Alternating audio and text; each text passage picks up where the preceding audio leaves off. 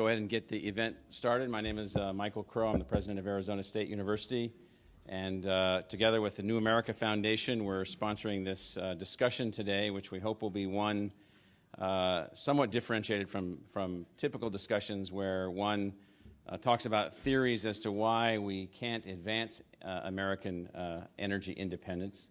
Today our discussion is going to focus, hopefully, to the extent that we can, on the revolutionary steps necessary to achieve that as a goal, to achieve that as an objective.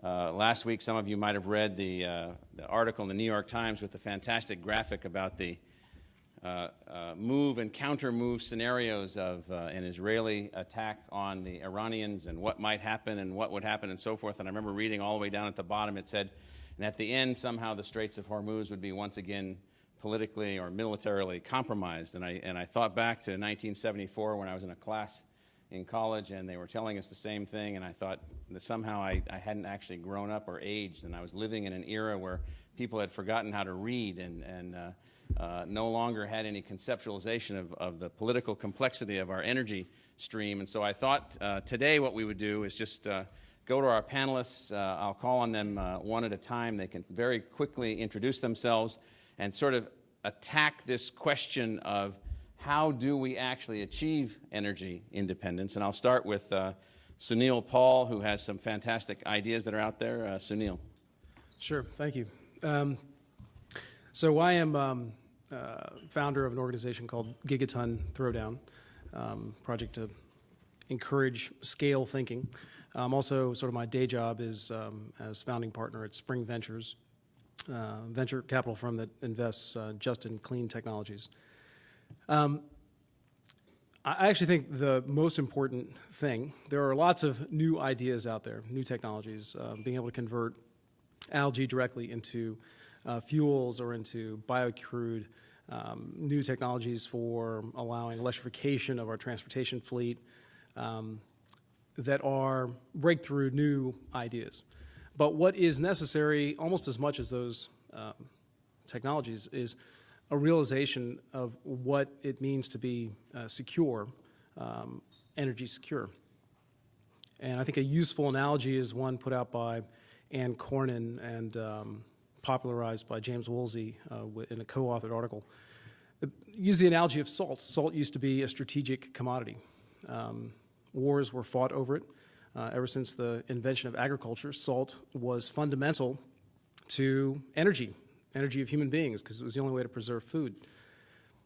The reason why today salt is not a strategic commodity, we don't care who has the power over salt trade, we don't fight wars over it, is not because a substitute for salt was found.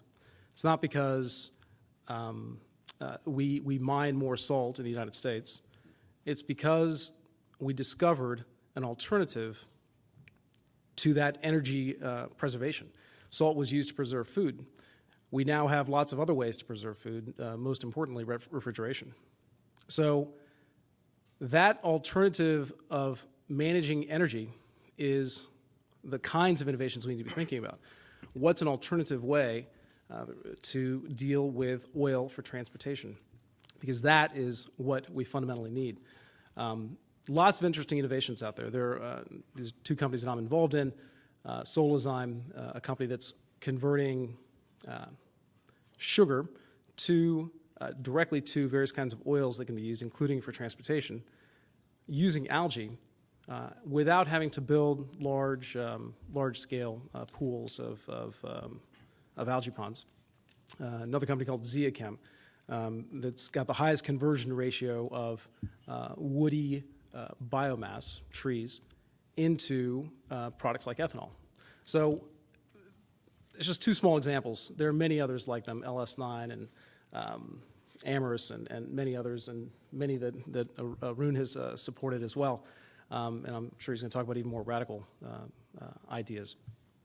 But without this kind of thinking that there is a possibility and that we can scale these technologies up to the scale that's necessary, not necessarily to completely eliminate use of oil, but to give us alternatives so that it no longer becomes that strategic commodity that is today. So, Sunil, to sort of pin it down, you're using the salt analogy.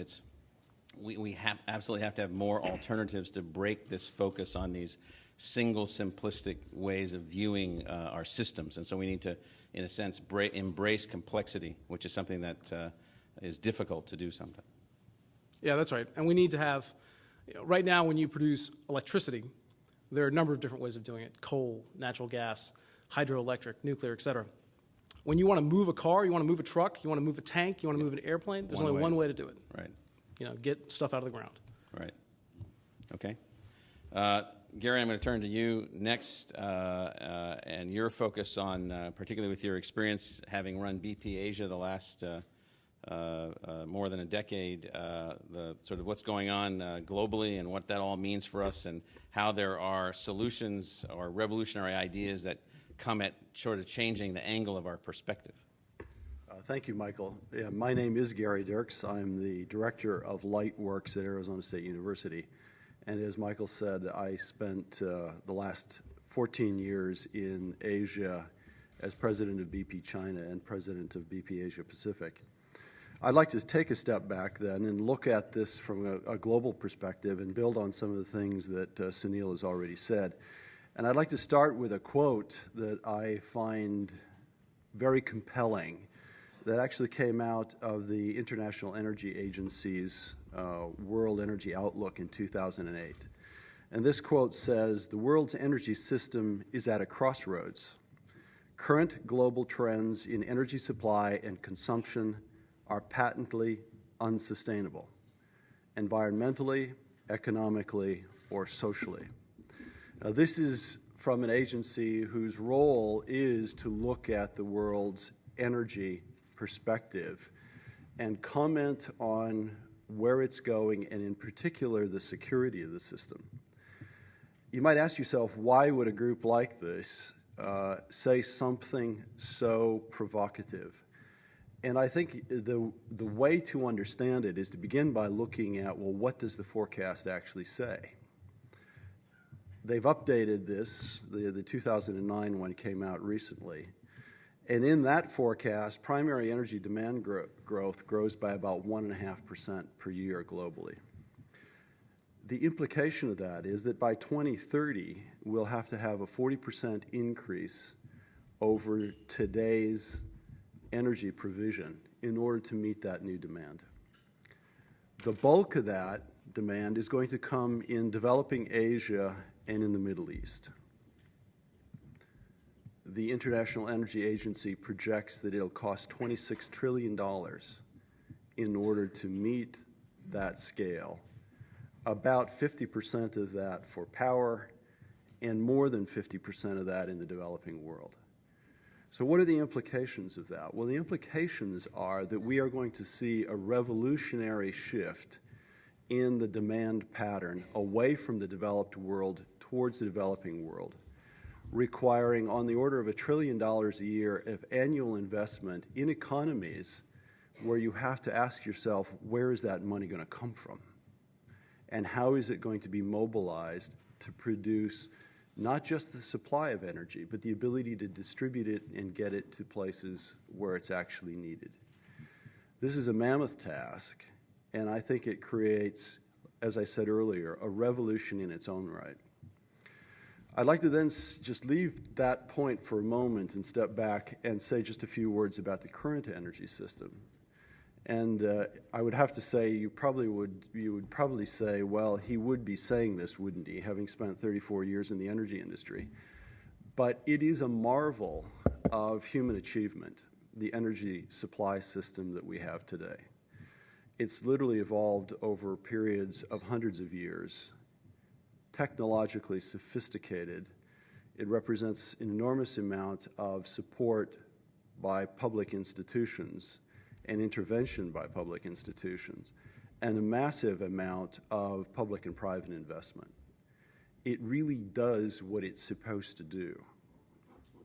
But equally, if not more important, it has co-evolved with the system for consumption. So they form an ecosystem, production and consumption, that has been designed for the purpose of reducing cost, maximizing reliability, maximizing availability, maximizing the overall convenience of energy. I'd remind people that service stations didn't just come in this planet on corners convenient for people to use them. Having electricity in our homes is something we take for granted.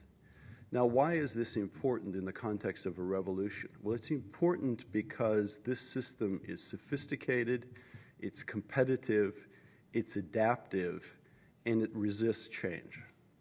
It really, really resists change. And it has the capacity to resist change because the costs are so low.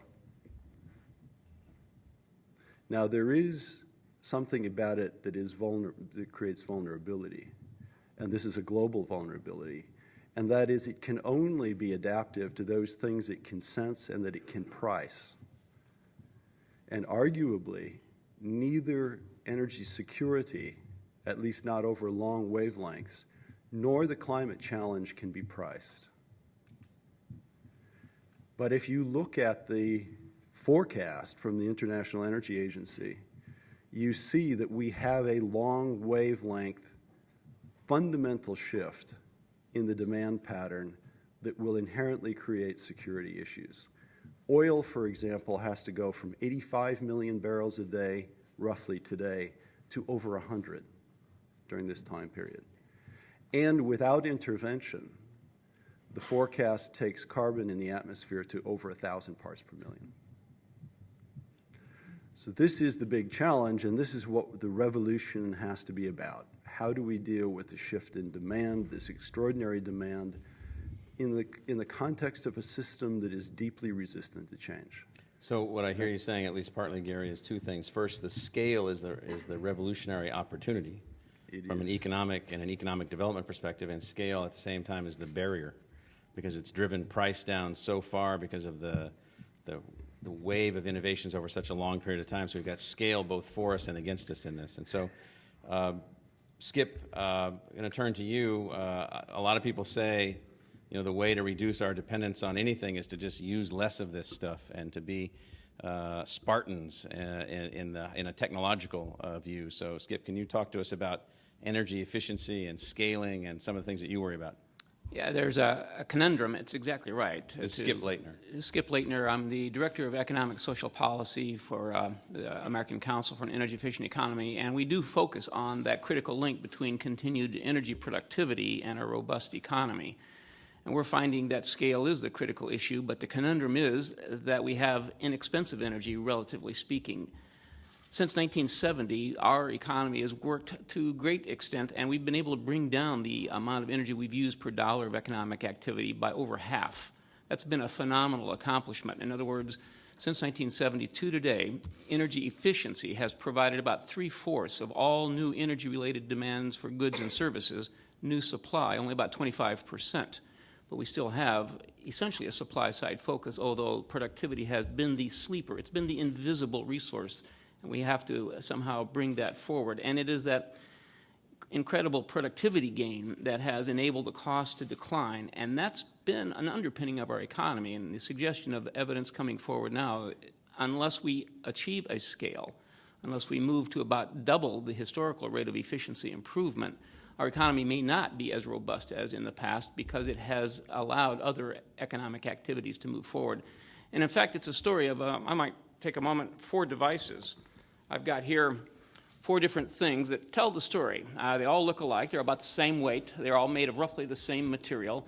This is a Travelodge toothbrush. Not very exciting. It's useful in a moment. This is a flash drive, about a 500 megabyte flash drive. I've been using it for a while. Fairly big, fairly fat for its size. This is a 4 gigabyte flash drive, and the smallest of these is a 16 gigabyte flash drive. If we continue the current path, we may be tapping into the 500 megabyte conventional perspective with efficiency. If we continue with an accelerated path, like Jim and others, Sunil, are going to be talking about, we may be thinking about a 4 gigabyte pattern. But the semiconductor, the electronics, the new materials, the new designs could get us to a 16 gigabyte path called energy productivity, should we choose to develop that resource. And that's the critical issue, taking a step back, identifying that larger opportunity, understanding the science, understanding the materials, understanding the new designs. And let me close with this thought, that the President has announced offshore drilling as a possible way forward, and there may be, in fact, a critical link. But I'm thinking that that might get us about 20 billion barrels of oil. Efficiency by 2035 could get us 60 billion barrels of oil equivalent. With apologies to Jim, thinking barrels of oil instead of kilowatt hours. But the only way that can come forward is if we make an active choice and choose to develop that resource and not think of efficiency as a 1980s technology we think of as compact fluorescence or maybe some insulation, but we think critically about new materials, new design, and a choice that has to be made. So one of the things I hear you saying is something I think that people in the United States haven't really fully grasped yet, which is that innovation can't be an episodic thing. It has to be a perpetual thing, always moving forward, always driving in a certain direction to enhance these efficiencies and so forth. And how do we drive innovations when we have huge systems that are so efficient that innovations within the system produce only marginal returns versus exactly. And I recall Kenneth Boulding, American economist, perhaps because he was married to a sociologist, he said, images of the future are critical to choice-oriented behavior. And I want to pick up your notion there. It's going to have to be purposeful effort in a consistent way that drives these kinds of changes. And all of what we're talking about needs to be underpinned by a huge understanding of the role of energy productivity writ large. Right. Lisa, you know, we live in a world where both market forces and policy forces combine to create for us the environment in which we advance technology. Our energy system is a complex array of public policies and market forces that shape and guide some of those market outcomes. One of the areas that people talk about is policy revolution. Talk about policy. Okay. I'm Lisa Marginelli. I'm the director of the Energy Policy Initiative at the New America Foundation. I come to policy as a reporter. I spent 4 years hanging out along the oil supply chain and watching how the sort of microeconomies of oil work together. I think one of the things that sticks in my mind when I think about the task that we have in front of us is that the McKinsey Global Institute estimated that over the next 40 years, we essentially need to have the productivity growth of the Industrial Revolution, which means that we need to have the Industrial Revolution in triple time. That is a huge whoosh of activity, an enormous opportunity, and of course, an enormous upset, the equivalent of the previous Industrial Revolution. And I think the real question is, how do we get to the power stick that Skip talked about? How do we make sure that we're on that path? One of the things that's really a problem in the U.S. at the moment is that the issue of greenhouse gases has become a competitiveness issue. Right now, we in the U.S., which may seem strange, if you talk about it here, it seems like it's a huge political issue. A lot of people will say, well, we don't know if it's really happening. There's a lot of confusion in the U.S. The problem is that in Asia and in Europe, policies are already in place to basically take advantage of this massive remodeling of the global energy system. And when you look at Europe's standards for autos, you have to wonder how on earth are U.S. auto companies going to compete 15 years down the road. And when you look at South Korea's initiatives on the smart grid, or Europe has the super smart grid, and the U.S. is sort of vainly trying to pull together $11 billion worth of funding from the stimulus bill towards a smart grid. We're trying to get all the utilities going in the same direction. We've got 50 different public utilities commissions in 50 different states, and each one has a different relationship with their different utilities. We're trying to get everybody kind of facing in the same direction. And South Korea has this kind of schematic drawn out of how much money they're going to save, how much carbon they're going to save, how they're going to recycle those dollars into their economy, and how they're going to create 50,000 jobs a year building appliances for the smart grid. And what you see is that in the U.S., because we have to discuss greenhouse gases in this very politicized way, we can't see that we're missing this huge competitive opportunity to get out and get a jump and be in the same place as the rest of the world. And that, frankly, I find scary.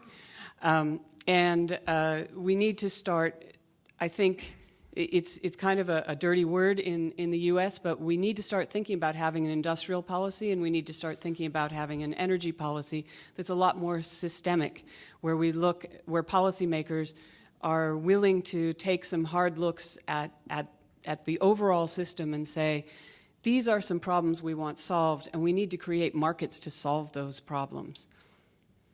So two things. I really hear you talking about clock speed, that our decision-making apparatus in government, even in markets, is perhaps insufficiently rapid enough to engage with the scale and the speed with which change has to occur. And then you were hinting at, and I hope the panel discusses later, you talked about the South Koreans and other governments. I think many people are looking at the way that our democracy, from its agrarian, distributed, pre-1800 model, competes against other types of more modern democracies or other types of differentiated nation states that have the ability to make decisions in different ways. And so I hope we can come back and talk some about that, because I think that's a factor here also. I think there's a slight generational change as well, which is like most of us in this room are frankly rather old. Yes. And you know, myself included, I mean, half of our work lives or more are over. And that 40 years, anybody graduating from college right now, that 40 years is their entire life, their entire working life, and it's quite different. They have a very different perspective on this than we do. Well, one of the things that we've noticed at the university with all of our students is that they are increasingly different from previous groups. The millennial generation in particular has a different view, a different clock speed, different ways of synthesizing information they want to study across more subjects at the same time, a different focus on duty, a different focus on environmental outcomes and so forth. So there is some chance that once we're all gone, things will be fine. And so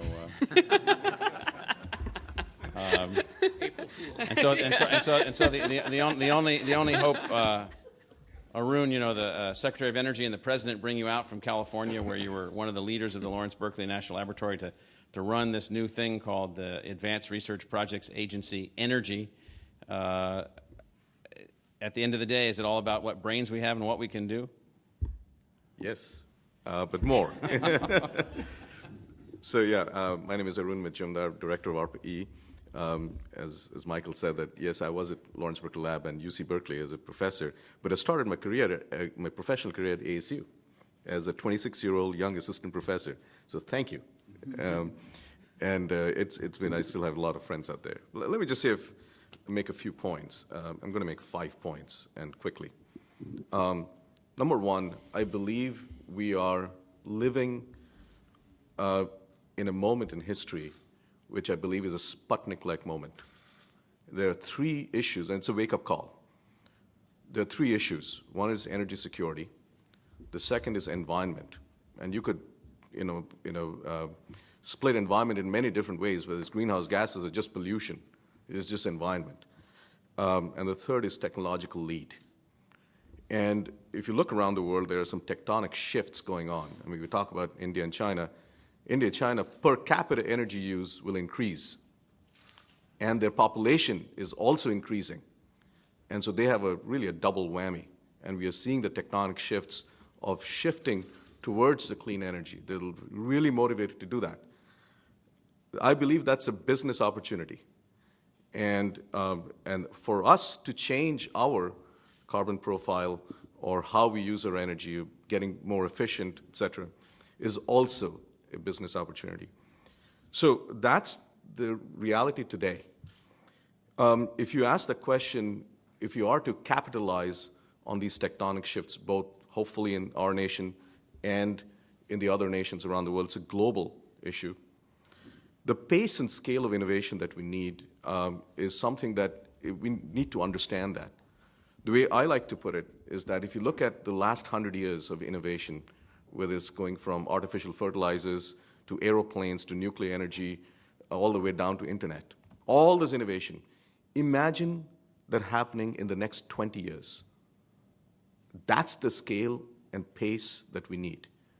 Because if the next 20 years really has to be the most inventive time of our history if you are to take the technological lead and really capitalize and be part of this tectonic shift that's going on. So what are the strengths we have in the United States? We still have the best R&D infrastructure in the world, whether it's universities, whether it is national labs, the small industry, the large industrial labs. This is the best in the world, no matter what people say. People are going short in the United States. This is the higher education system is the best in the world. That's why I came here. So that's our strength. The innovation ecosystem or business and entrepreneurship is really the best in the world. We are the envy of the world. People are trying to emulate it. It still can't get it right because there are many factors which builds this ecosystem. And the third one, I believe, is the idea that, as was pointed out, the kids in our colleges are knocking on a door, breaking down a door, saying that we want to work in energy. And it is a different generation. And tell us what to do, where to go, and how to do it. And they're going to figure out how to do that. And so our goal in ARPA-E is to be the catalyst, is to unleash the technological innovation in the United States, is to harness these strengths and unleash that. And we try to do that, and our goal is to look for disruptive technologies. It's not the business as usual, incremental, because I think we are in this moment of history that I think we need to do the incremental part, but we also need to look ahead. Just to give you an example, we invented lithium-ion batteries. We have 1% of the manufacturing of lithium-ion batteries in the world. 1%. And so if we keep working on today's lithium-ion batteries, guess what? We are sort of feeding someone else. We need to look ahead and see how can we make that lithium-ion battery obsolete and create the manufacturing technology for that as well. And that's the kind of thing that that ARPA-E will be looking for. And one of the things that we need to recruit the best people, and to partner with the industry, et cetera. Finally, I just want to say that we need a policy environment that can pull these technologies into the market at cost, to look at cost as a very important factor and performance, and pull this and stabilize it. And that policy environment is very, very critical. Because I think, from my vantage point, the ideas that I'm seeing, just amazing ideas coming out from the university, national labs, industry, small business, large business, amazing ideas. But where do they go? The reason people are going to China is because there's an infrastructure being created, there's a demand. And how do we create that kind of a demand and pull those technologies that will leapfrog over today? So I'll stop here.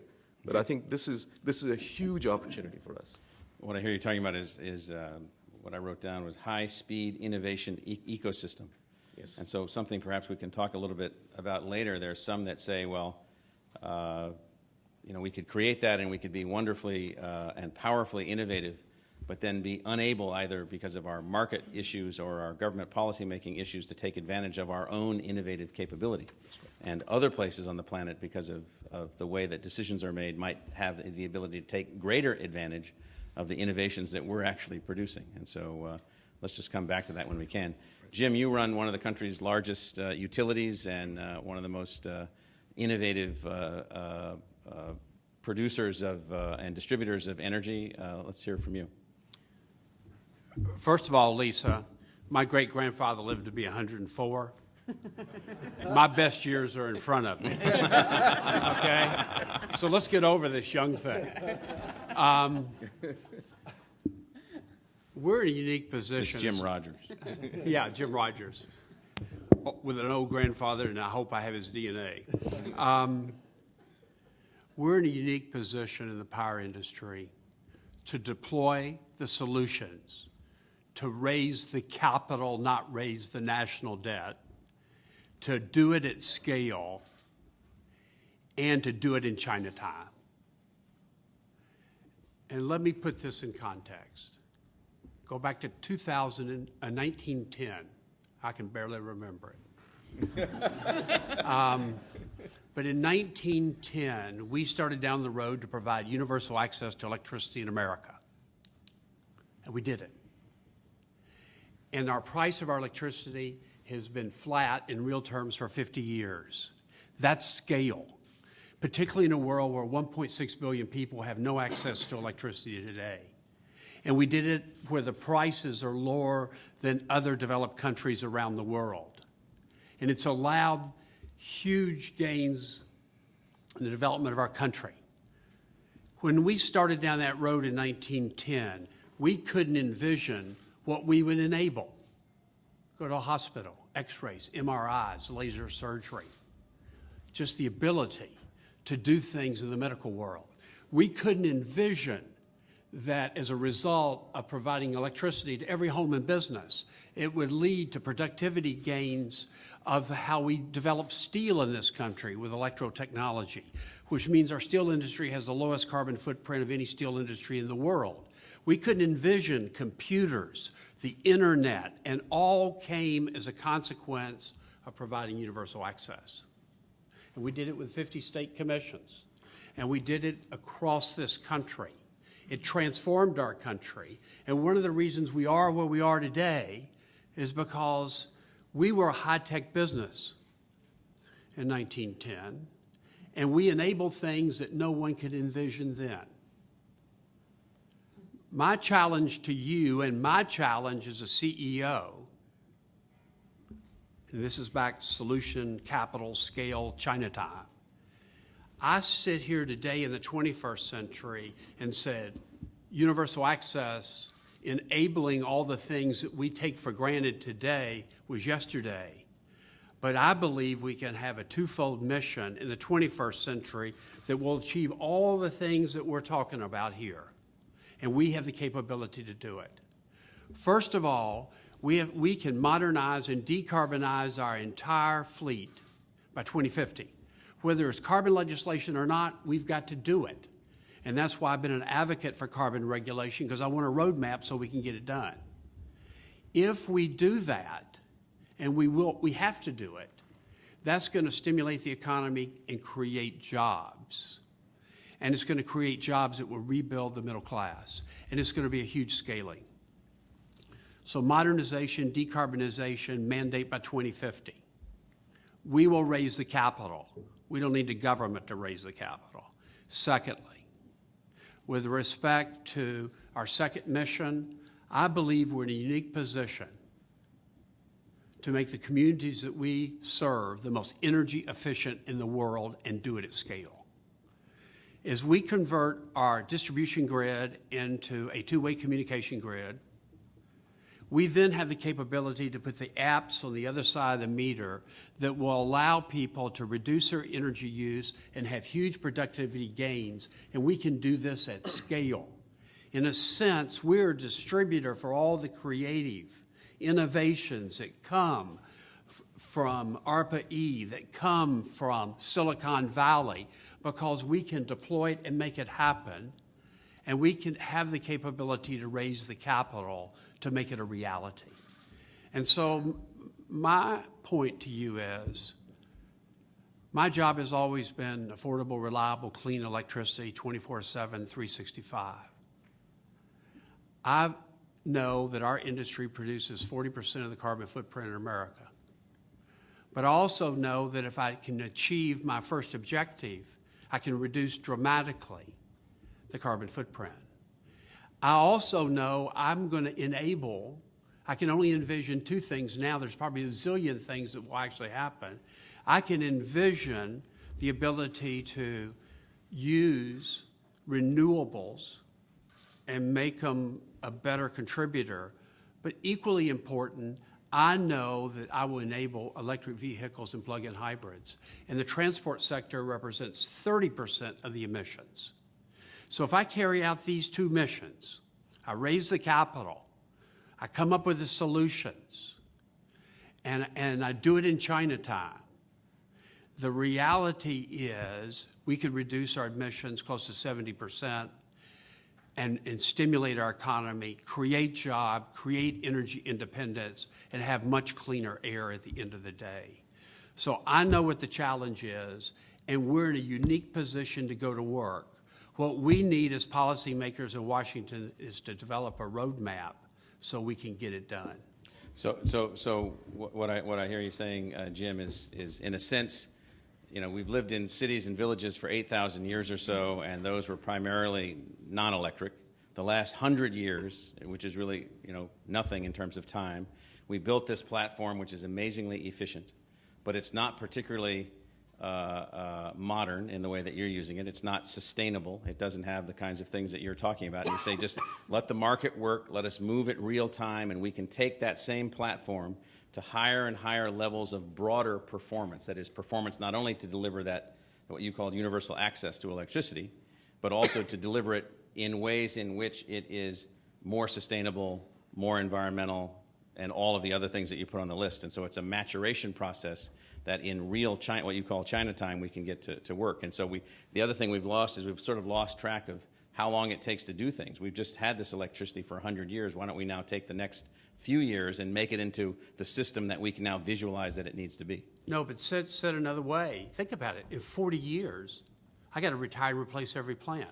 I got to do in 40 years what it's taken me 100 years to do. Right. I'm prepared to do that. Right. But the other point, and I think this is the point that's really so important from Skip, is that we have the ability to provide universal access to energy efficiency and productivity gains in the use of electricity. No one else has the ability to optimize a use within a home, and a home in a neighborhood, and a residential customer class against industrial, against our grid. Our ability to optimize is terrific. And I have a prediction. I know I'll be around long enough to, I hope. But I bet in 10 years that what we think of as energy efficiency today will be very primitive compared to what we'll be doing then, if we can get on the road and get the work done. So I hear a lot of positive and upbeat thoughts. Let's hear a little bit about what it is that holds us back. Is it, there's been studies that, every time someone tries to advance new innovations into this massively efficient system, Gary, that you described, or Jim or Skip, the system that we have, that they just break down. And so, Sunil, you're investing in companies, you've got other people's money, you're moving things forward. Arun, you've got hundreds of millions of dollars down on the betting table relative to projects that you've invested in around the smartest groups around the country. So we get all this going. What holds us back? I might throw in first two observations, and picking up on what Jim said, and I think we're pretty much in sync together with this. The first is, I commented on previously, images of the future. We need better images that we are a can-do, that the technologies, that the behavior changes are available to us if we choose to develop them. So really helping the U.S., helping the global economy understand the huge opportunities before us if we make those choices and allow that capital to be deployed. That's part one. Part two, the roadmap. We absolutely do need a roadmap. We need a clear, persistent, increasing signal of what needs to be done to transform So the economy. lack of a roadmap holds us back, and the utterance of the word roadmap evokes from some the notion of Soviet state central planning. And so how do we get past that? If I may, Michael, I think I'd like to pick up on a point that Lisa made at the beginning, and that is when we talk about we here, I think we're substantially talking about the United States and not the world, because there are big chunks of the world that get it and are actively on their way. Germany has done an enormous amount. The Chinese are onto this in a very big way because they see the economic potential that a number of the panelists have mentioned. Britain is into this. South Korea, as Lisa has mentioned, is made it a national imperative to innovate in this area. So substantially the we in this, I think, in terms of the big economies, are us, the United States. For us, I agree, it is substantially this idea of the roadmap, and I think part of what gets in our way, and it's both a great strength and in this case a potential weakness, is we have a very deep reliance on market mechanisms. And market mechanisms cannot see the risks that we face because of the way they're presented to us. And they don't yet see, although they're beginning to, the opportunity. Whereas some of these other economies don't have those same challenges. The Chinese in particular do not have that same challenge. They can just go for it. But let me say, when I say roadmap, I say put a price on carbon and cap on emissions, and let companies find the cheapest way to achieve those objectives going forward. I don't mean an industrial policy where you lay it out. I mean The Russians proved 5-year plans don't work too well. Yeah. We've got to harness the power of the market, but the government has got to pour money into the R&D. We've got to commercialize these things, but it's a partnership between government and the private sector. And it's not either or. And I think we need to be sophisticated enough to be able to do that in a way to harness market forces, but have clear guidance from the government of where we need to go. We will find the solutions in the way. We just need to know directionally what we have to achieve.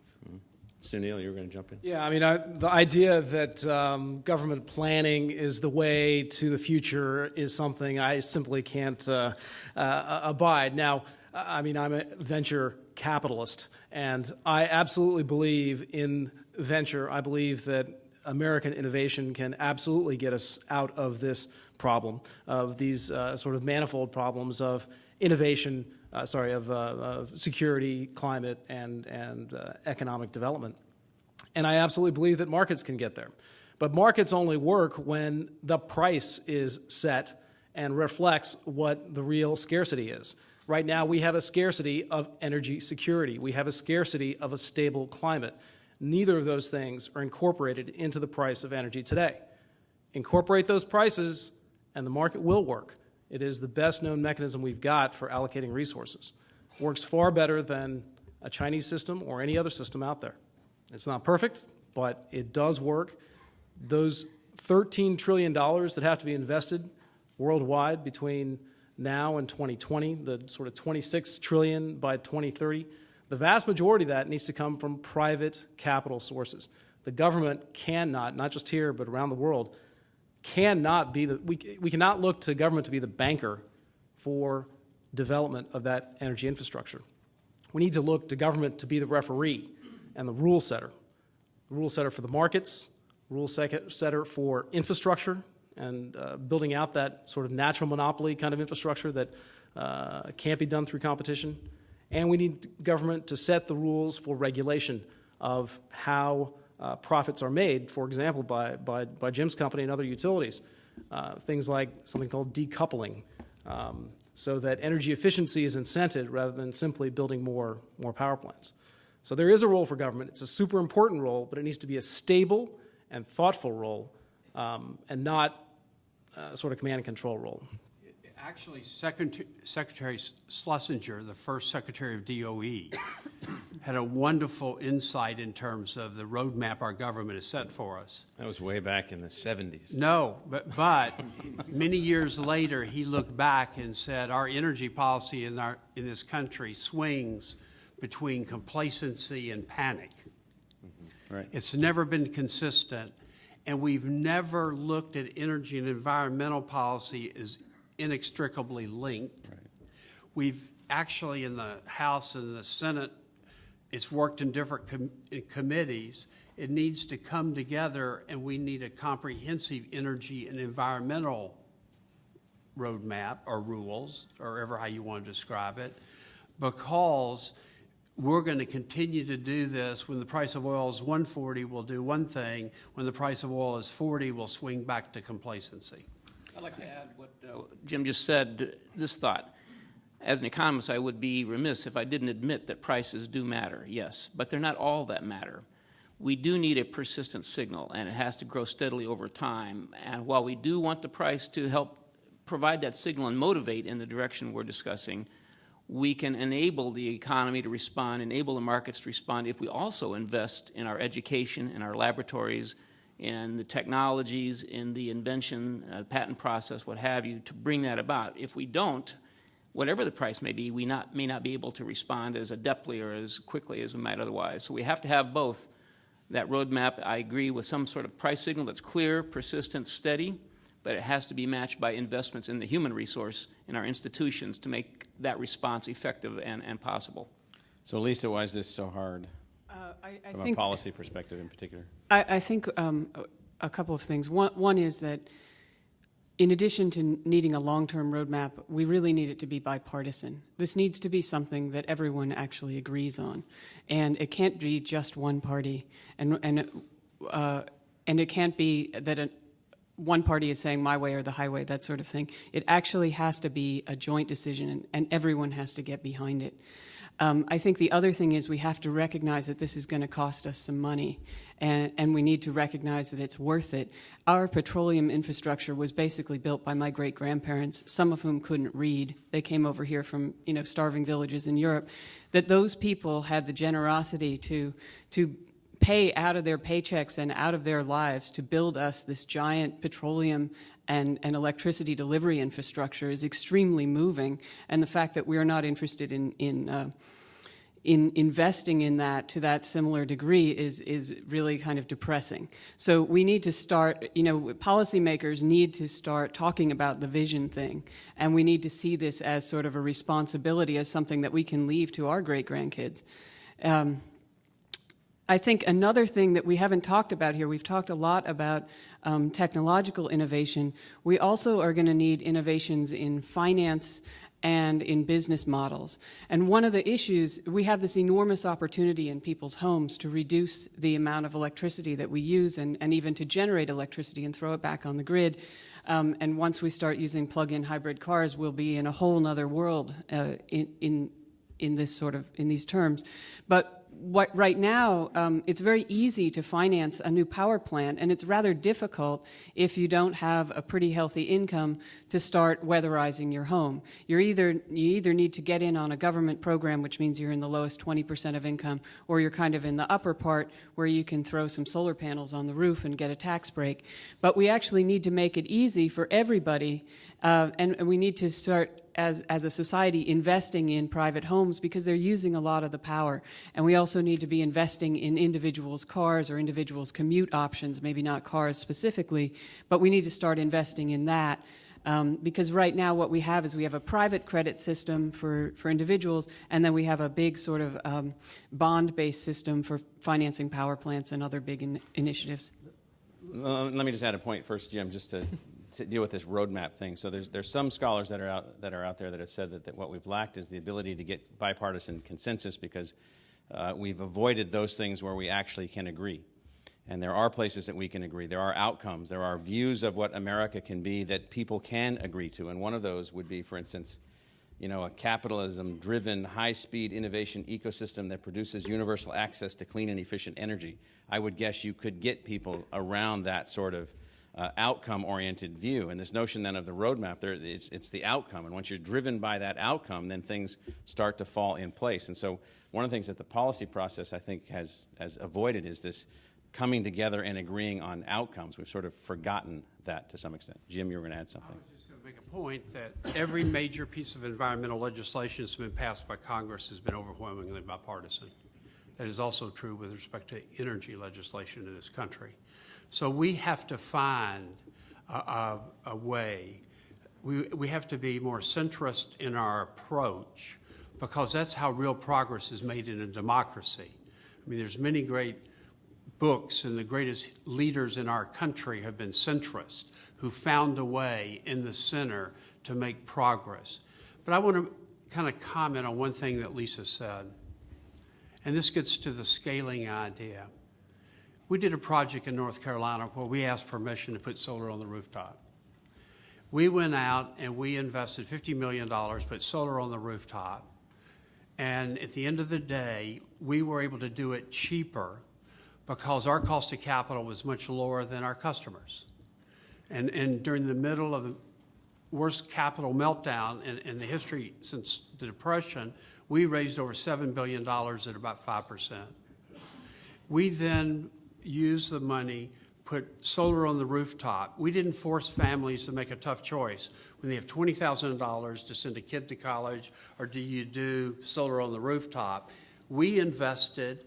We looked at the rooftop as if it was a power plant site. We paid them. We install it. We operate it. We dispatch it. As a consequence of that, we have the equivalent of 1,300 homes that are powered by solar. And this is an example, and I can give you examples on the energy efficiency side, where we become a distributor of these technologies that are developed, whether it's a Silver Spring technology or grid point technology, and we can take our low-cost capital and deploy it so families don't have to make the tough choice between sending a child to college or insulating their home, or sending a child to college or putting solar on the rooftop. And it's using the same principles that we used when we brought universal access. Right. And the last point, we use the phrase decoupling, and I'm afraid we use it a lot of different ways. But decoupling for utilities just makes us indifferent. And my thought is, can anybody in the room think of anything that's ever been done as a result of indifference? I don't think so. Bad things. Huh? Bad things. Bad things. and so... Anarchist clubs. Yeah. But there is a step beyond decoupling. I think decoupling is fine. But the step beyond is to give companies like us the incentive, the same incentive we have to put $10 billion into a nuclear plant, we should have the equal incentive to put $10 billion into energy efficiency. If you get those rules right, at the end of the day, on a risk-adjusted basis, I'd much rather spend $10 billion on energy efficiency than on one plant. So I think it's not just decoupling, it's getting the incentives right and letting us bring capital in the scale we have to the job. It's like the whole ecosystem services logic that has been derived in economics. It's a new way of looking at things. We've done that at the university. We put in 5 megawatts of our first 20 megawatts of solar, paid for none of the capital, get a guaranteed price for electricity that fits what we need, and we don't have to worry about anything, and others took the risk to advance it. I think, Arun, you wanted to add something. Well, I think since there were comments made about the role of the government, since I'm the only government person out here, I thought I'll make a few comments on that. If you look at the innovation that has happened over the last 30 years or 40 years, and the biggest player in the game is internet. If you ask the question, where did internet start? It started in 1968 because of DARPA funding, government funding, to create an option which no one thought and no one even imagined what the world could be with the internet, even the people who developed it. So if you look ahead now, what the government can do, as I think Jim pointed out, is to invest in the R&D infrastructure to create technological options. We need multiple options. I mean, let me just give you one example. My daughter is applying for college. You think she's going to apply to one college? She's going to apply to 10, hoping to get one. That's the kind of options that we need in this country. And let the businesses, with the right policy, with the right sort of signals, whether it's price or regulatory signals, pick those which makes best business sense. So I think the government can be the front end in the R&D that needs to be done, and tweaking it in the right way so that business, that train, moves as fast as possible. So that, I think, is what we really need to do. So talking about fast as possible, how do we, let's turn to this clock speed question. So we have this way in which markets can move very quickly and capital can move quickly. Consensus in a 310 million person democracy is perhaps sometimes less swift. Let's talk about clock speed. How do we speed up innovation and change in technology, in government policy, in whatever the area happens to be? What do we need to do to speed up the clock speed? One thing I would say is every PhD that graduates from a university in this country that's from another country ought to have a visa stapled to their PhD. Okay? There's a lot of people that agree with that. Okay.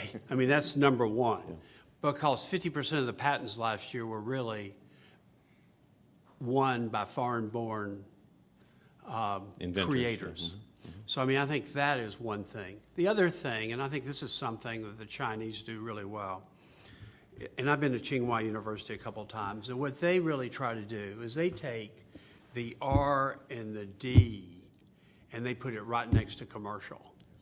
And so what's happening is, rather than having hundreds of science projects, one at Berkeley, a science project at MIT, a science project at University of Texas. ASU. Well, I think ASU would be a wonderful place to do it. But I think that it needs to be coordinated.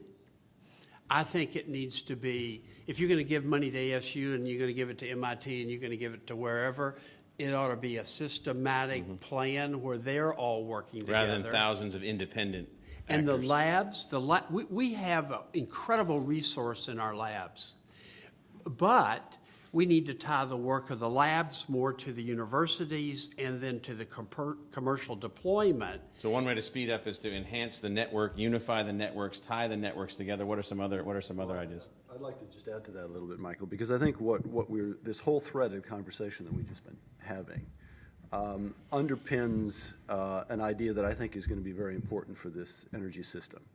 We cannot step change the energy system. It is too big and it is too resistant to change. But if we think about it as an energy ecosystem of supply and consumption, and we think about it end to end, technology, finance, policy, radical innovation coming from our entrepreneurial community, we can radically evolve it. And it isn't resistant to that. It'll take that on board if we have the right roadmap and we have an end-to-end view of what we have to line up. I think Jim's example of putting solar on a rooftop is brilliant. It's not about simply about technological evolution. It'd be great to have a better solar panel, but you get the right finance, you get a company with this kind of very forward-looking attitude towards finance, and you can make an important change. So the first thing I would say is that we have to see this as an ecosystem that we have to have an end-to-end view of, and we have to radically evolve it. The second thing, the point that I would make, is about looking for ways that we can cooperate in other parts of the world to build on strengths that we have that we can share with others. Jim has raised China a number of different times, and I had a great time over the 14 years that I was there. BP spent $5 billion putting steel on the ground, and it was great fun. There are some real strengths that China has. I wouldn't advocate that we take their system, but they have some real strengths. And one of them is China time, and another is China cost. There's an enormous opportunity for us to cooperate with them. There is a place in the north-central part of China called Ordos, and the future of the world's energy system is playing out there right now. And the reason that I say that it's playing out there right now is partly for the reasons that Jim has mentioned. The Chinese are able to connect R&D with commercialization, and they're really good at doing big demonstration projects. They pick a national champion, they give him the money, they tell him, go away and find out what it is we have to do. They've built the first 1,000 kilovolt AC line, doing exactly that. The world's largest carbon capture and storage projects are going to happen in the Ordos. They're going to be done by the Shenhua Coal Company, and they're going to be done because that's what the Chinese government wants. They also have the door open to the United States to cooperate in any way we choose to do it. But we have to just do two things. One is we have to be willing to cooperate with them as partners, as equal partners, and we have to be willing to pull our end of the bargain. We have to come up with our money to match up with their money. We don't have to fund them. They've got plenty of money. We have to come up with our end of the bargain and be willing to see it through. This is a historic opportunity. We can radically accelerate. So one of the ways then of speeding up how we're thinking is to become more cooperative and engaged in projects on a global scale. Yeah. Skip. Yeah, let me make this observation and then suggest 5 ways to achieve scale China time that might be useful. First of all, the United States, just as a normal part of its investing its own economy, in the next 25 years is going to invest something on the order of $65 to $70 trillion anyway. That's money in our homes, money in our hospitals, money in our bridges, our infrastructure. That has to happen anyway just to maintain any kind of robust economy in the first place. that opens a huge opportunity if we know that's going to be spent. That number, by the way, most people don't know that number is larger than all of the investment of the Republic from then, founding of the Republic until now. It's that scale, exactly right. So if we have to do that in any case, we redirect that investment away from the inefficient, the less useful, the less environmentally friendly through a couple of mechanisms. One is to help the policy and the public understand the imperative and the opportunity. That's step one. Images of the future, again, are critical. Secondly is to provide that signal. That signal is absolutely important. It's got to be clear, persistent, and increasing over time. Lisa's got to tell us how we're going to get that signal done. Oh, good.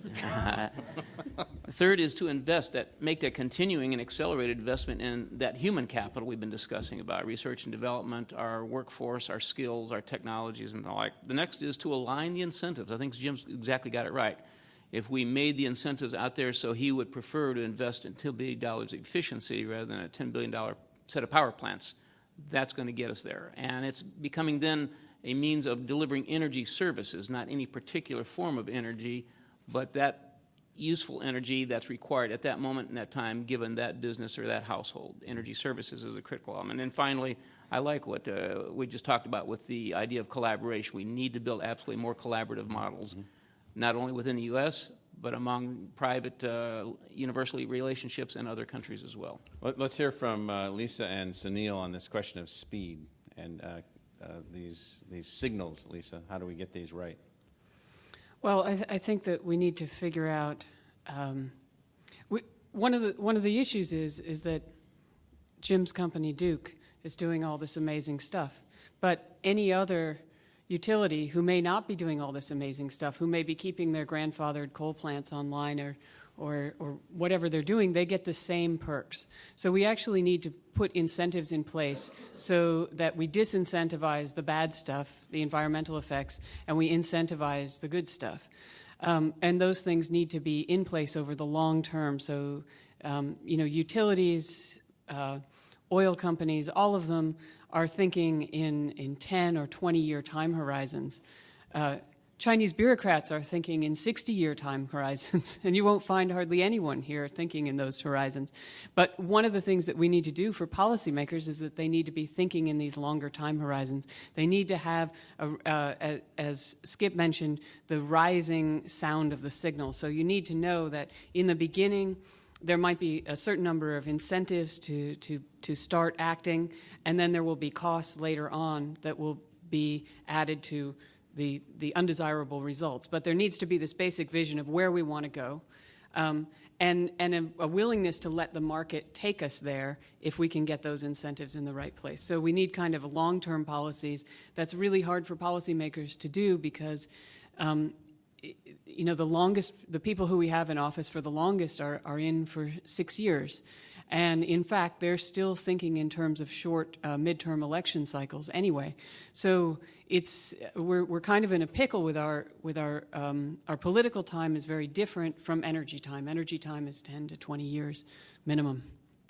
And so one of the issues would be how do we start dealing with this? We interviewed someone to be the director of our School of Public Affairs the other day, and this person had a fantastic idea about the fact that we need to start focusing reform on the design of our policy formulation structures themselves. If they're not scaled to operate fast enough, then they have to be rethought and modernized to some extent. And so I hear you saying that that's a part of all of this also. Right, and it's not just decisions. It's perhaps that system can't produce the decisions that are needed. Well, I think that what we need to do is produce the visions and then put in place a structure for making those decisions and figuring out how to as Arun mentioned, how to tinker with the system on the backside to make sure that the incentives are all aligned. Right now, we've got incentives going in all sorts of different directions. I think maybe a Congress that floats 10,000 bills in a session perhaps ought to focus more energy on vision itself and outcomes that they'd like the country to achieve as opposed to floating 10,000 bills. That's their nature, to float 10,000 bills. That's the nature. I think it's to us to come up with visions and and to say this is what we want and transmit that to them. They listen to us in their way, and we need to send that message. We need to say, look, we need to stop dithering. Mm-hmm. Sunil?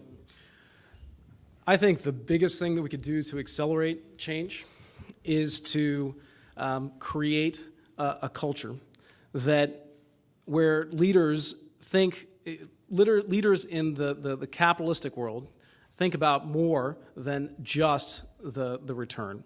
And absolutely return on capital has to be a top priority. But we are also human beings. We are also citizens of the country and of the world. And there needs to be better leadership on that front. Part of the reason we created Gigaton Throwdown was to create that vision for the community of clean tech and clean energy, to think more than just about return, to think about what are the implications for climate and the implications for energy security. And it's already had some benefit. I can tell you that at least one investor that participated, because he was thinking, now this is interesting because by having that same kind of leadership and thinking big about scale, has resulted in what he thinks is the most interesting investment in his portfolio, because he came in and asked the question, what does it take to get to gigaton scale? What does it take to get to big climate impact with this idea that you have, Mr. Entrepreneur? And the result, after a couple of months of working on it, turned into his most promising portfolio investment. I think that same kind of leadership and that same kind of vision is possible, and we should expect it from our political leaders. Yes, of course they care about votes, and they should care about votes, just like capitalists should care about return on investment. But it's more than just about votes, and it's more than just about politics. We should hold them to a higher standard and expect them to have a vision for what happens to future generations. It's not just about the next election. And I'd say one final thing, which is to accelerate what the pace of innovation and the delivery of this new world that we see. The most important thing we could do from a policy perspective is don't screw things up. Things are actually moving along. Because of innovations in biotechnology, information technology, material science, those innovations, many of them funded by the government, are accelerating the pace of change. The reason why there are these interesting biofuels companies, the reason why there are advances in batteries and power electronics, the reason why that I've got a fuel cell company that is able to deliver a return on investment or a payback time of often 12 months with no subsidy. The way that those things could get screwed up are messing up the immigration and the fact that we've got this great powerhouse of a country that accepts people and accepts brains and energy and power from all over the world.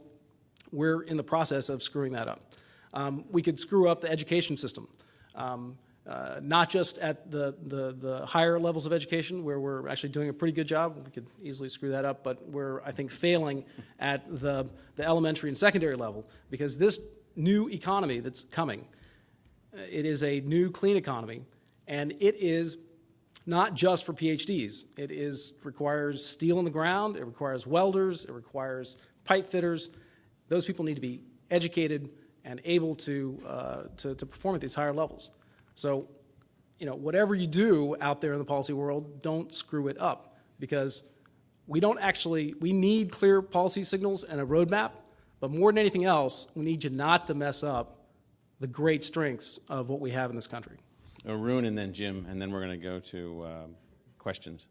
So let me just say a few words. I think we need pervasive and constant innovation. I mean, I think we are hearing that, and we talked about science and technology, and that's sort of obvious. We talked about policy innovations, whether it is decoupling or decoupling plus or save a watt, whichever. We need some innovations out there. In terms of financing, aligning the incentives, yes. Let me just come to one that we have not talked enough about, and I think Sunil just touched upon, is the education. And we are, ASU is an educational institution. I like the idea of stapling a green card to every PhD, foreign-born PhD. I think that's a good idea. I mean, I came here because this is the place, action where it happened. This is where the country sent the first man on the moon. So we need to create that environment, and those PhDs that you staple the green card for, that's great, but those numbers are dwindling. And those numbers are dwindling because the economy is improving. Where did they come from? They came from China and India. Those economies are improving, and those numbers, as you probably have the statistics for that, I saw that at Berkeley, those numbers are going down. So we need to have the human capital in this country to be interested in science and engineering. And for a while, I was in the advisory committee for National Science Foundation Engineering Directorate, and they funded the National Academy to do a study of how much, are the kids really interested in science and engineering? So they give priorities. The number one attractive, profession this was right after 9/11, was firemen. That's understandable, okay? Then doctors, et cetera. Engineering came way down below being a priest. No, I was shocked. I was shocked at that. I said, this is, given the current state of priesthood, I mean, this doesn't make sense.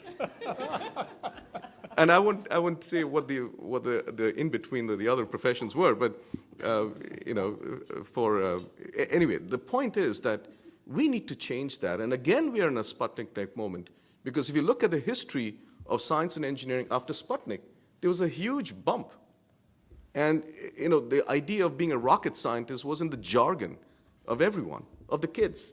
One of the things that we've done at your old school, by the way, is gone from about 8,000 or 9,000 science, math, and engineering majors to 18,000 science, math, and engineering majors in the last 10 years. And the reason that we've done that is we've changed what it is that they're focusing on. So we now have a grand challenge-oriented engineering school.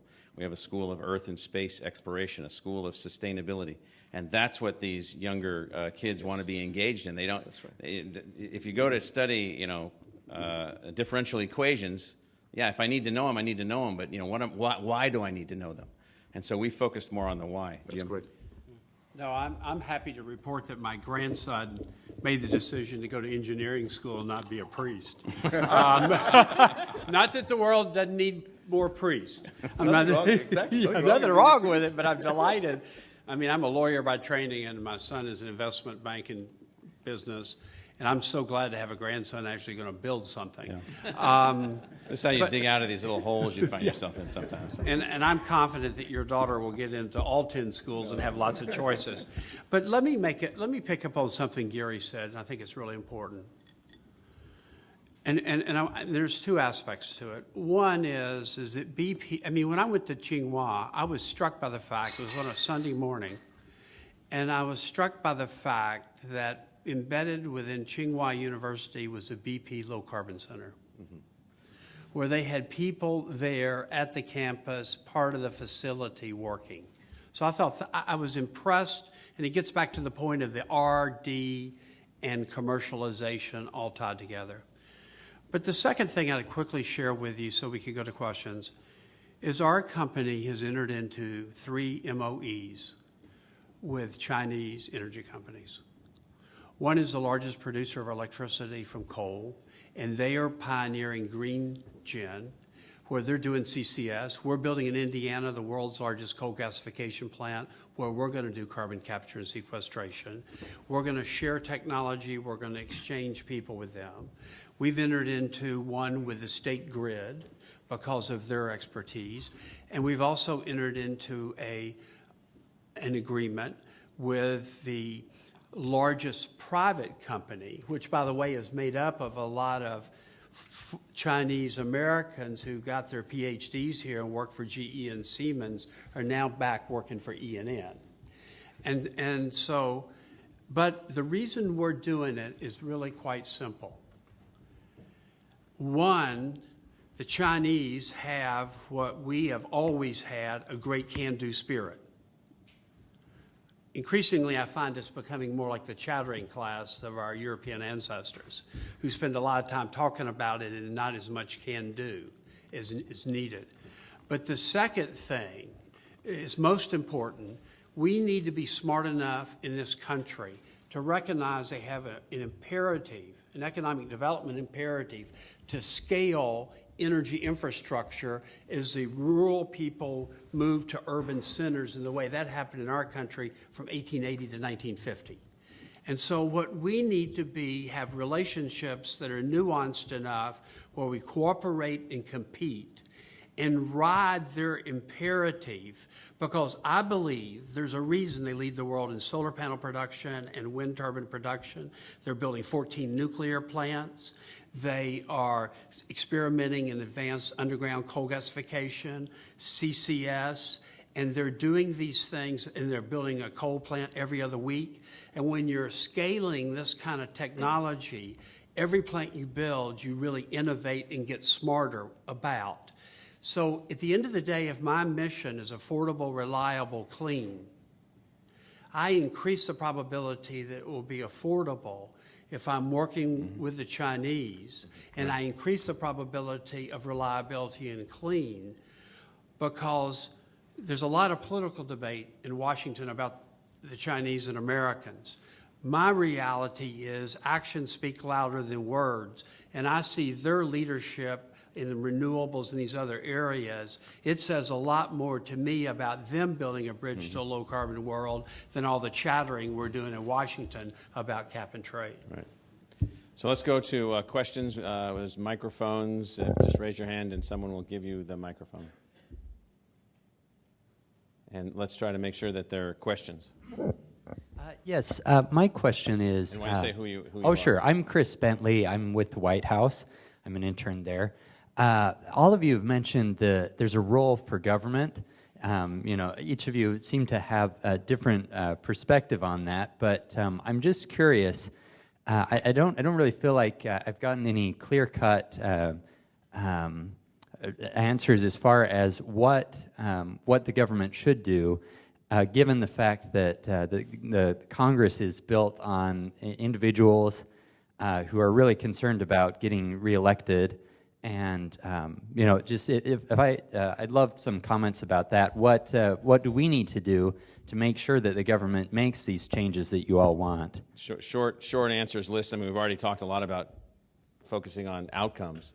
That is describing what the outcome is that we're working toward in this realm, which isn't well described. Who wants to take a short answer stab at this? You want to go first, Lisa, or Skip? Okay. I think government needs to play a role that complements what we might think of as the ideal marketplace. And where the limits on the market are insufficient to allow this kind of innovation to move ahead, government needs to take a role. So, for example, if we need new buyers and sellers of energy efficiency or new renewable technologies, but they are not there, then government needs to help create or incubate, if you will, through training, through education, through technology, R&D development things to give rise to that opportunity. So government plays a complementary role to that ideal marketplace, where there, as Lisa commented earlier, the inability of people to have access to financial means to actually go after these kinds of opportunities.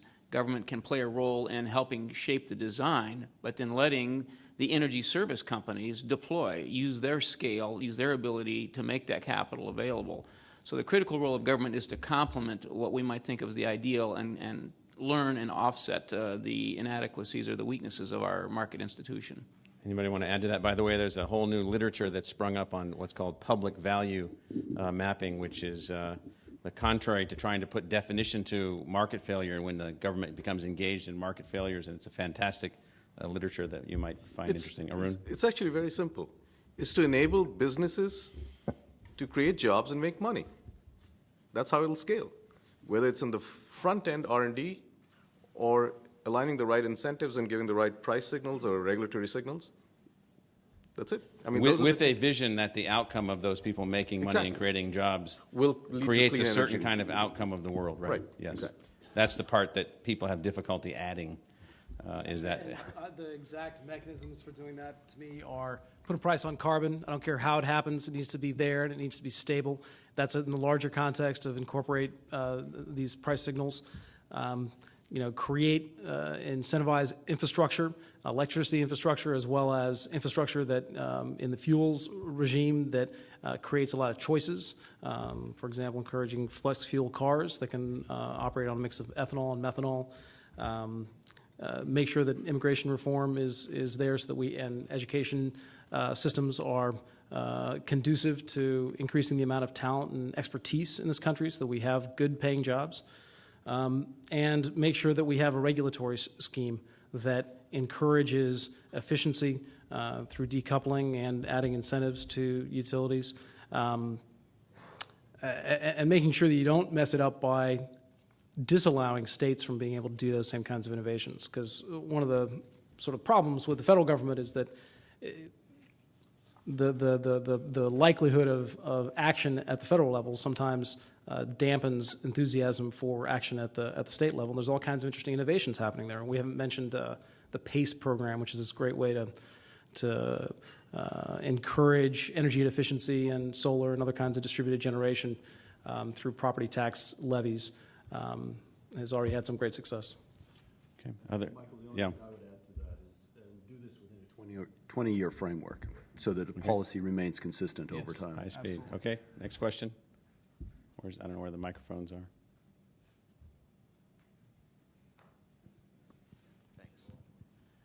Thanks. John Harper with NPRI. My question is for Mr. Rogers, but if anyone else has any comments, I would appreciate it. Barring major government subsidies or carbon regulations, do you envision a time frame for the development of commercially viable smart grids on a state or national level? My judgment is that modernizing our grid, I mean, we built our grid with analog because that was the technology that was available. We produce electricity, deliver it 99.99% of the time. As we move to a digital technology, that's going to enable the plug-in hybrid. It's going to enable our ability to manage solar on the rooftop as an intermittent source distributed on our system. We are prepared to make those investments, and we will make those investments. But what we're finding, is that we started out looking at 900 different companies in a funnel, and then we dug into 250, and then we tested the products of 100. We're actually piloting 5. There's a zillion great ideas out there, but trying to get them narrowed down to the ones that really work is a challenge. The real challenge is the integration of the technologies. And no one, because each company has its own deal, and there is no company in the historic suppliers like GE or Siemens or ABB, this isn't where they make the big part of their money. So in a sense, what we're finding for ourselves, we're creating a capability of integrating the technologies and actually building the roadmap of how you upgrade your distribution and you create the apps beyond the meter and you tie it all together through communication. And that is really the better way to talk about it. I've tried to get away from using the word smart grid because everybody has a different definition. It's like 10 blind men standing around an elephant trying to describe it. So I try to kind of narrow it to upgrade the grid, come up with the apps beyond the meter. So it might be that a state regulatory commission then that regulates price to the benefit of the consumer might not necessarily be the best governance mechanism for a technology company attempting to advance economic development through a bimodal digital grid, which will affect all forms of interaction and transportation. It's one of those forms of government that's probably outmoded. But I would say maybe not. And I'm reluctant to challenge the president. That's fine. Mr. Chairman, go ahead. and that is, state commissions really understand the balance between affordable, reliable, and clean. You have to think about it as 50 different laboratories, as was said earlier, around the country. Some of our states have been very supportive of us doing this in terms of smart grid and getting the right incentives for energy efficiency. Other states have said, let's do pilots. Other states have taken a different approach. Our point of view is that if we can't convince them of the value for the consumer, then it's our fault. Mm-hmm. And so we're going to prove it one way or another because we believe deeply that it's the right thing to do. But I think it would be a huge mistake, and I know Lisa hinted at this, of having the federal government sort of step in and mandate things where over the last 100 years, state commissions have done it. And that's why we have universal access with the real price of electricity flat. That's been done by those state commissions. And with the right charters, they can also achieve this transition. I think this is kind of where the vision thing comes in. We don't need to know what color the cat is. It needs to catch mice. We already regulate gasoline based on performance standards. We don't tell BP which molecules we want in it. We say we want them to explode this way when they're in your engine, and we don't want them to fly off into the air when they're lying on the ground. I mean, we have performance standards, and I think what we need to do is come up with basic performance standards or incentives for the smart grid, one of which is that there needs to be real-time pricing for consumers. Because, I'm interested in utilities making nice grids, but I'm also really interested in enabling the Ron Popeil of the smart grid. Do you know Ron Popeil? He does the pocket fisherman and the stovetop rotisserie and all those wacky inventions. Slicers and dicers. Exactly. That's exactly what we want on the smart grid. We want the weirdest possible solution to air conditioning that pulls an electrical load, 30% of the electrical load off the grid in the heat of the day. And it's not necessarily going to be something that I come up with sitting in an office, and it's not going to be something Jim comes up with sitting at the utility. It's going to be somebody sitting out in a hot trailer saying, we could do this differently, and here's how. But we need to, that opportunity is not going to be there if there isn't real-time pricing, and that's what has to be there. So we have to, that's where the vision thing comes in. I might add one other word. You started your question with the word subsidy, picking up on the idea of vision, and I think Jim nailed it right. We're talking investment. One of the things we need to do is move away from divisive words like subsidy and think instead in investing in our future, in investing in our education, our population, our labor force, and providing the incentives that allow the market to get the job done. Okay, questions? We have a question up here. There's one in the front, one in the back. Chris Harto, Argonne National Lab, and recent ASU sustainability grad.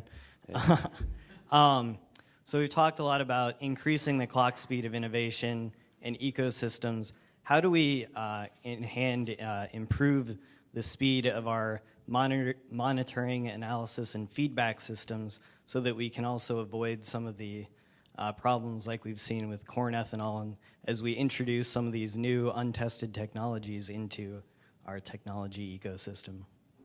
Yeah, who could have imagined that the price of tortillas would be affected by energy decisions in the United States, which they have been.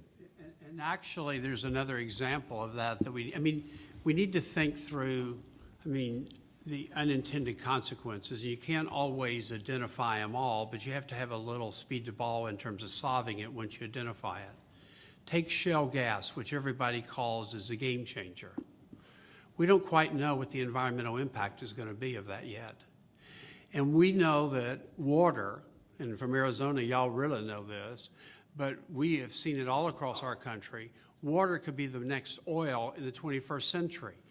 If shale gas takes an incredible amount of water with chemicals and the potential to contaminate aquifers, we might find ourselves champion shale gas as a game changer, and by the way, it has 50% of the carbon footprint of coal, and at the end of the day, find ourselves in the same trade-off, water versus fuel, that we did with ethanol in terms of food versus fuel.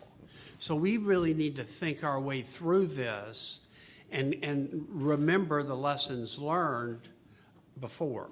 One of the things I just want to add, one of the things we've been urging the Department of Energy to do is to look at the social and economic implications of every single project idea that they advance from science forward, which is a new way of engaging in some of these things to catch some of that earlier. So.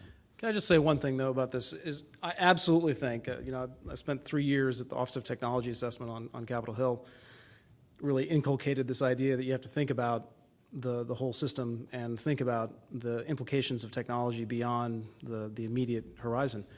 But we also are susceptible to the way that what is sort of a convenient way to think about things. The whole corn, ethanol causing corn prices to increase is one of those little ideas that just is convenient and has stuck in our heads. Every food economist that's looked at this problem has concluded that, in fact, those corn prices went up because of demand in China and India and the rest of the world, especially for their increase in need for meat. and not for ethanol. And it's an idea. It's often repeated, but I think especially with so many press in the room, it's important to understand that that was not the cause. We absolutely need to pay attention to it. There's lots of problems with corn ethanol, but increasing food prices was actually not one of them. But I would add one other sort of footnote. We blocked sugar-based ethanol coming in from Brazil, which would have been a cheaper alternative and a better alternative, and we continue to block it today. So to your point, we need to look at this comprehensively and understand if our true mission is to wean ourselves from oil, then why not sugar ethanol from Brazil?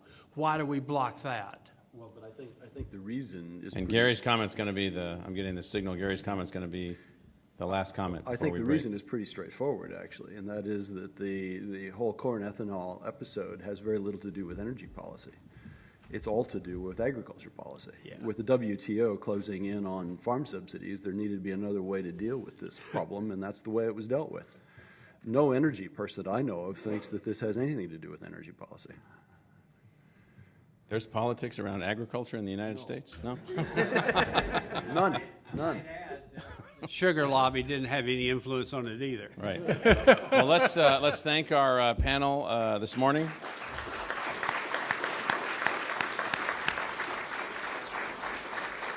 We'll make sure that everybody, that we have your email addresses and so forth, that you get this video of this. We'll send you the web archive so you have this if you want it, as well as whatever else we put out of this. And so thank you for being here. I want to thank again the New America Foundation for working with ASU to advance this, and hopefully we've got some good ideas generating here today. So thanks a lot.